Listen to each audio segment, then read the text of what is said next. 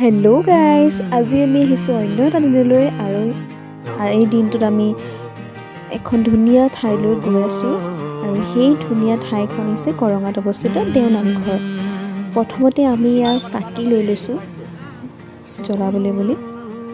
দেখিছে চাকি লৈ লৈছোঁ, এইফালে দিয়ে সোমাই যায় নামঘৰলৈ বুলি। সকলোবোৰ এয়া দোকান পোহাৰ আছে। মানুহগৰাকীয়ে আমাক ৰঙা ফিটা দিছে তাত বান্ধিবৰ কাৰণে। আৰু এয়া জানে মই নামঘৰলৈ বুলি গৈ আছোঁ। এয়া দেখিছে চাকি লৈ আহি আছোঁ, কিমান এটা ধুনীয়া পৰিৱেশ। এইফালেদিয়ে নামঘৰৰ ভিতৰলৈ সোমাই যায় আৰু দেখিছে এইদৰে কি ধুনীয়াকৈ জয় বিজয় প্ৰতিস্থাপিত কৰা হৈছে।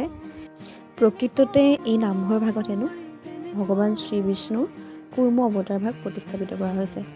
এয়া দেখিছে কুৰ্ম অৱতাৰ ভাগৰ চাৰিওফালে বন্তি প্ৰজ্বলন হৈছে। এয়া চাওক সকলোৰে কাৰণে